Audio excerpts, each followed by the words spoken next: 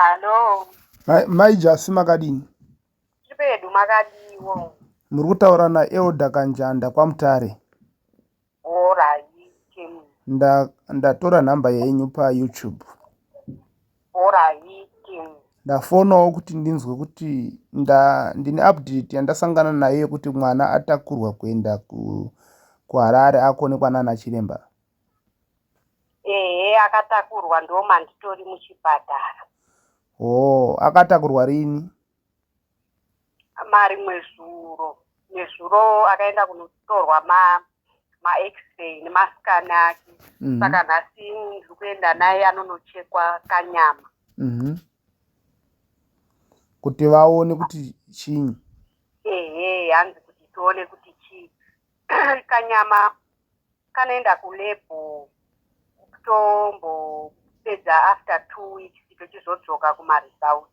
Okay. Ehe. Maijasi chandafonera ndangofona kuti ndingonamata pafoni apa. Orai. Munonditendera we? Ehe, aiwa ndokutendera. Ndiri kungoda kungonamata chete, ndarwadziwa nemwana we. Orai. Saka ndakunamata. Orai.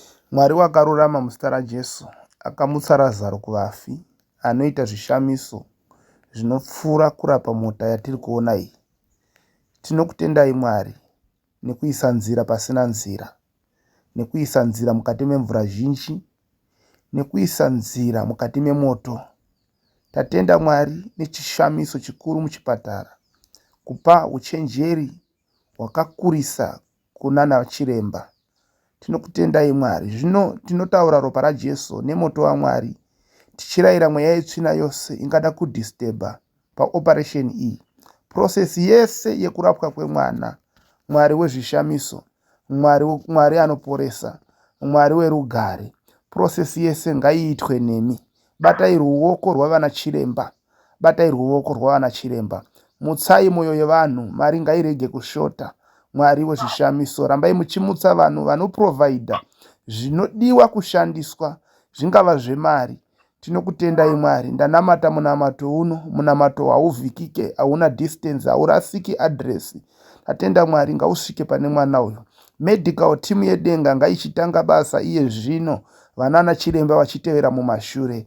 Tatenda Mwari nekupora kwemwana, tatenda nekudzikinurwa kwemwana. Muzita raBaba, reMwanakomana neremweya mutsvene. Simbisai mai avo, simbisai hama dzose, simbisai vabereki, simbisai mhuri yeZimbabwe iri kuona chiitiko chinorwadza zvakadai. Tapambiri kwamuri nekugona, nekutibatsira, nekutiporesera mwanakomana wedu.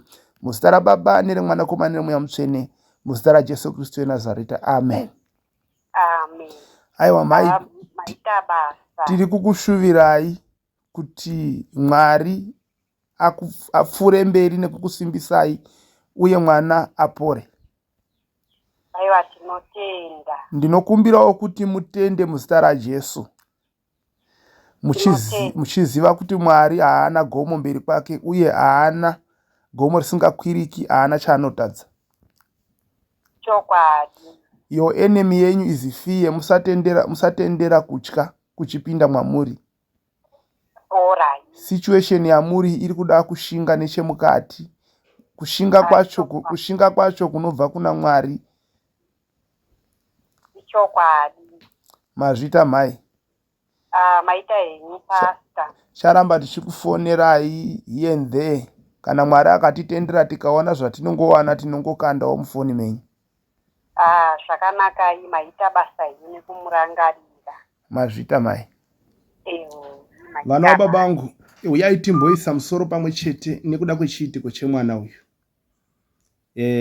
Kubatana kwakakosha, kubatana pazvinhu zvose kwakakosha.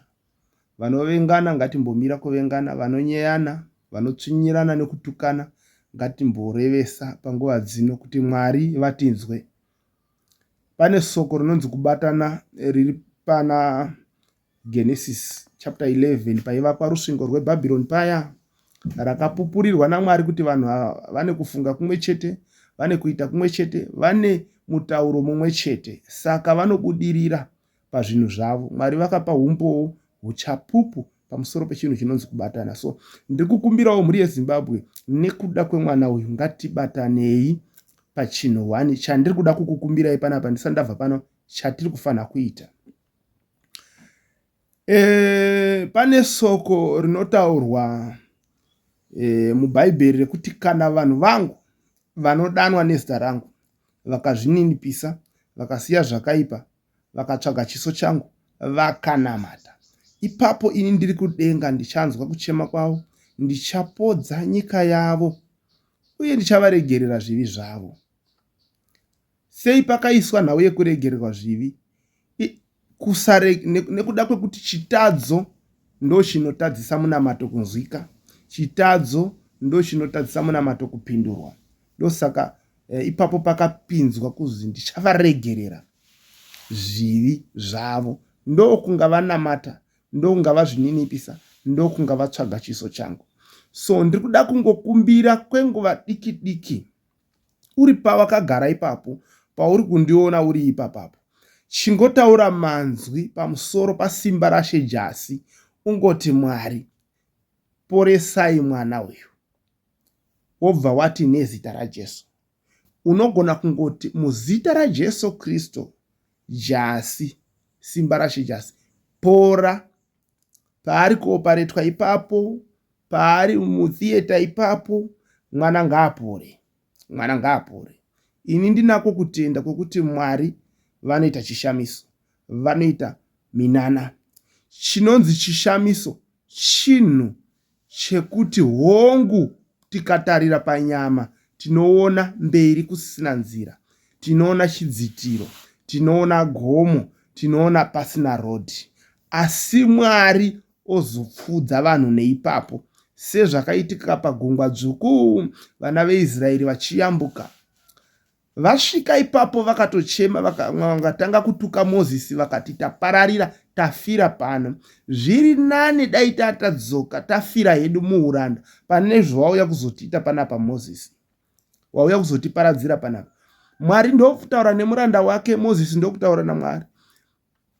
Pakaitika chishamiso chakaitika chekuti mvura yakatsemuka, vakafamba pakaoma. But pane soko 1 rakataurwa naMozisi randinofarira rekuti vana vaIsraeri ava vamuri kuona vari kukutevera yava, vachaparara uye hamuchazovaoni futi. Ndinozviziva kuti soko irorero harigamuchirike panguva dzekunge mwatarisana neRed Sea, negungwa dzvuku, mvura inoparadza yakawanda kwazvo.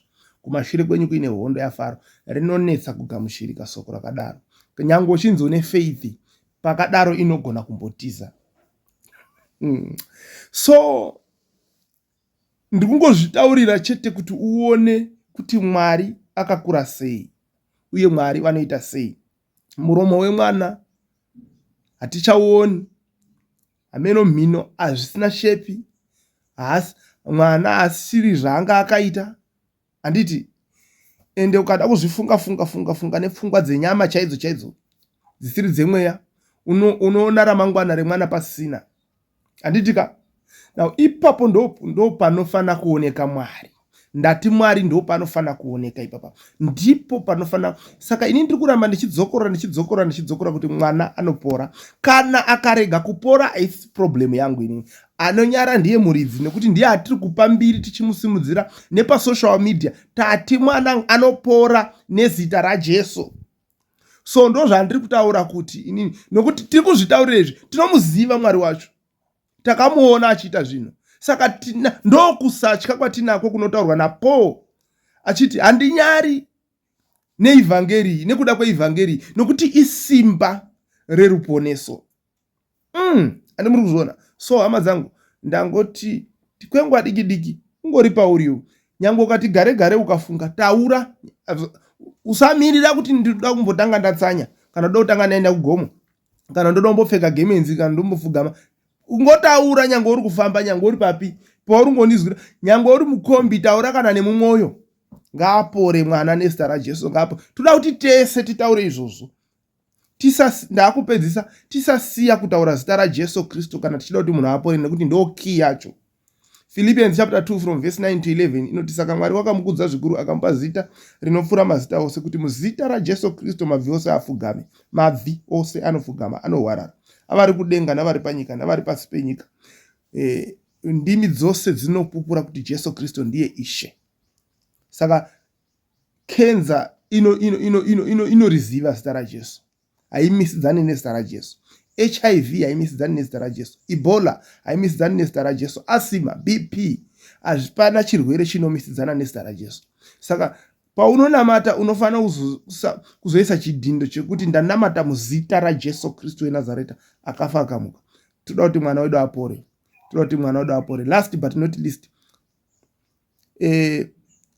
kana uno mari dhora pondo $2 namba yamaijasi yakaiswa uye ini ndaiisawo futi panapa pascreen. Ngativabate, ngativafonere, ngativaencourage, ngatikande dhora iroro rinoshanda. Ndati dhora iroro rinoshanda because rikabatana neranhingi munhu ayambuka. Thank you hama dzangu, ngatibatsirei mai ava, ndarwadziwa zvisingaiti nesituation yavari nedambudziko ravari. Asi Mwari anotiyambutsa. Mwari haasi mukundikani. Thank you very much. Bye bye.